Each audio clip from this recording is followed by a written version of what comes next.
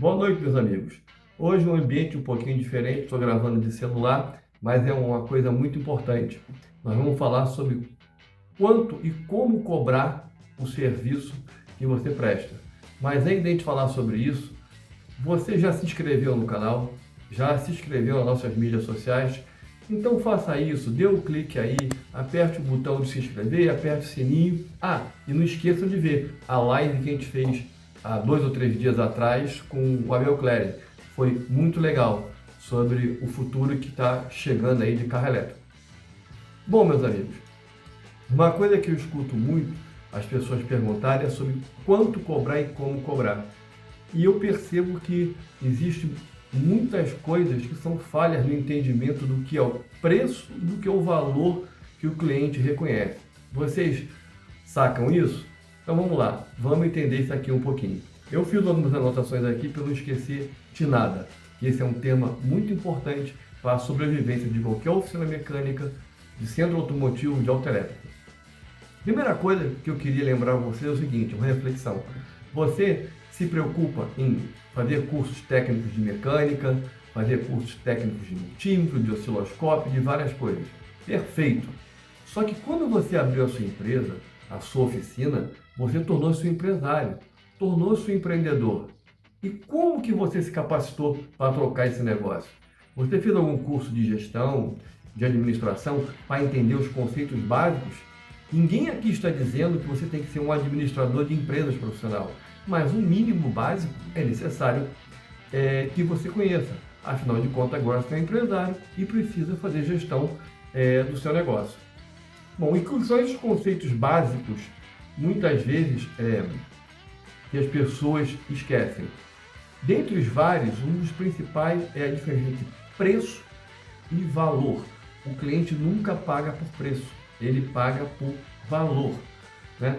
E quando você não entende isso, você tem aquelas oficinas, aqueles auto centers que ficam estagnados. Eles vivem o mês inteiro correndo atrás para pagar as contas do mês e fechar a conta do mês, para literalmente sobreviver. Ou seja, eles nunca crescem realmente.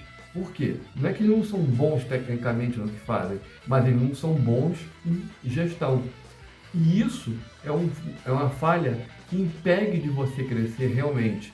E o que acontece com isso? Parece aquele ratinho, aquele hamster que fica na rodinha, que corre ali dentro, e quando ele olha, ele está no mesmo lugar. Ou seja, é o que acontece com a maioria dos negócios. Nós estamos aqui para ajudar a você deixar de ser o hamster, o ratinho que corre na rodinha.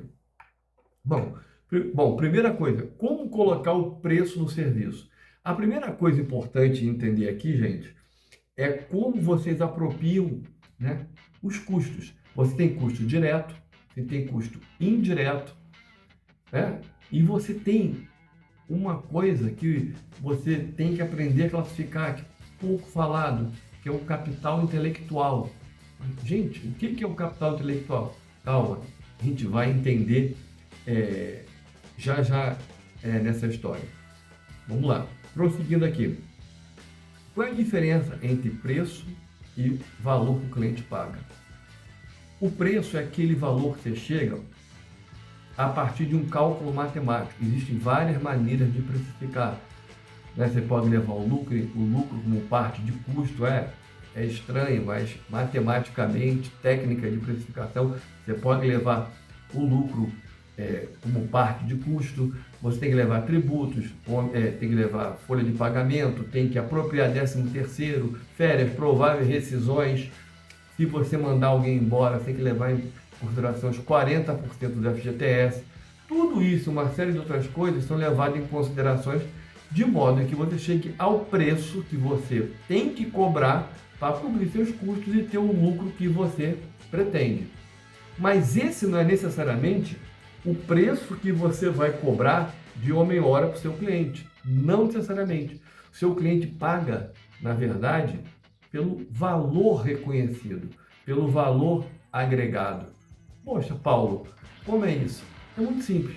Vou dar um exemplo para você, porque isso muda de acordo com o seu público e a quem você vai atender. Imagine que seu público prioritariamente são pessoas que têm aqueles carros de aplicativos, até carros alugados, para rodar e fazer o dinheirinho dele do dia a dia, ou levar a comida para casa, né? Fazer o salário dele.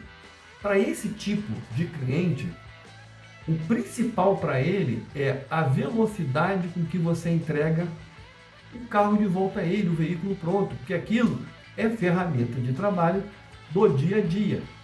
Carro parado, ele não fatura, ele não leva dinheiro para casa. E aí você tem que montar estratégias de negócio que te possibilitem entregar isso o mais rápido possível.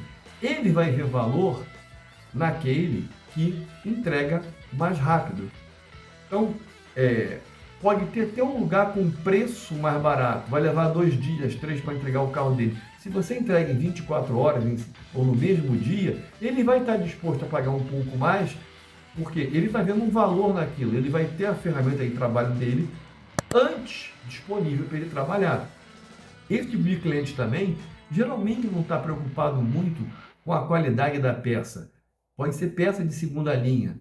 Sim, muitos desses carros são alugados e quando dá problema, vocês sabem, o motorista racha com o dono do carro. Então, ele não está preocupado numa peça genuína, numa peça original de primeira linha. Pode ser uma peça de segunda linha que possibilite ele voltar a rodar. Num outro extremo, por exemplo, imagine que você tem como principais clientes médicos, advogados. Então, um médico, por exemplo, que dá plantão, ele pode ver muito mais valor no fato de você ir buscar o carro dele quando ele entra no plantão e devolver na saída do plantão dele 24 horas depois ou 48 horas depois, dependendo da situação. Por quê? Ele não perdeu o tempo de levar o carro até a oficina, fazer a entrada do veículo, ir lá buscar o carro. Enquanto ele estava trabalhando, você fez o serviço de leve e traz. E esse tipo de profissional, normalmente, quer uma peça de melhor qualidade. É bom que você entregue o carro lavado, limpinho, porque é um outro perfil de cliente. Então, nesse caso, um médico, um advogado, ele vai ver o valor adicionado em você fazer um leve trás, por exemplo. Então, note, são 2 públicos diferentes que vão ver o valor adicionado de maneira diferente. Isso é só um exemplo. Tem muito mais coisa a levar em consideração, mas para vocês entenderem como que isso acontece, como que você vê, como que cada público está disposto a pagar este valor. Então, preço é aquilo que você calcula para cobrir seus custos e obter o lucro. Valor, o cliente entende, está disposto a pagar. É aquilo que ele vê. Valor, ele está disposto a pagar um plus, alguma coisa a mais, por uma comodidade ou por uma velocidade de entrega, como foi esse exemplo. Uma outra coisa importante que eu anotei aqui, né? A questão do capital intelectual. Mas o que é o capital intelectual? No Brasil não se tem o hábito de contabilizar isso, mas na Europa, nos Estados Unidos, a gente contabiliza isso sim. Vou dar um exemplo aqui no dia a dia. Imagina que chegou um carro para fazer uma troca de pastilha de freio. Ora, uma troca de pastilha de freio tem pouco capital intelectual envolvido. Desde um mecânico básico até um mecânico mais avançado, ele é capaz de fazer aquilo. Então, o valor de uma meia hora que você calculou lá como preço é uma base boa para você calcular essa história. Porém, imagina que chegou um carro que já foi em 3, 4 oficinas que ninguém acha o problema e você tem um mecânico, ou você é um cara que foi treinado no osciloscópio, um cara bom pra caramba, e chega lá e resolve o problema em 20 minutos. Faz o diagnóstico em 20 minutos. Você não pode cobrar somente os 20 minutos de uma meia hora. Por quê? Para você resolver aquilo que ninguém tinha resolvido, para você ter essa eficiência no diagnóstico, você investiu tempo seu, dinheiro em treinamento e experiência. Isto é o capital intelectual.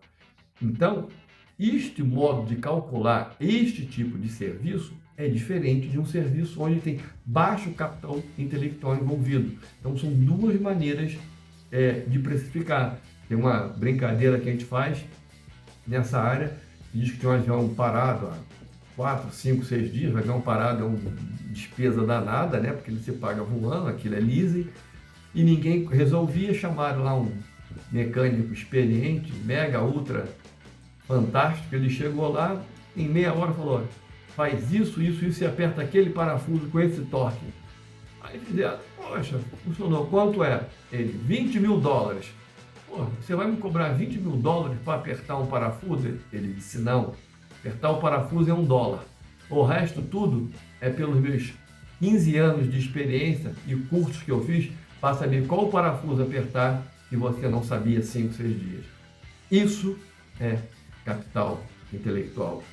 Então, minha gente, o recado que eu tenho aqui é esse. Primeiro, um cliente paga por valor que ele reconhece, não pelo preço, ok? E segundo, a gente tem meios de calcular isso e temos que levar em consideração o capital intelectual. A última coisa, um erro muito cometido no dia a dia aí, eu vejo gente dizendo assim, ah não, chegou uma Hilux aqui, eu cobro mais caro que ele pode pagar. Ele coloca o preço pela cara do cliente. Primeiro, isso é desonestidade, isso não é ser profissional. Imagine que você transfira para a sua vida, que você vai com a sua esposa a um restaurante, peça um prato de comida, né?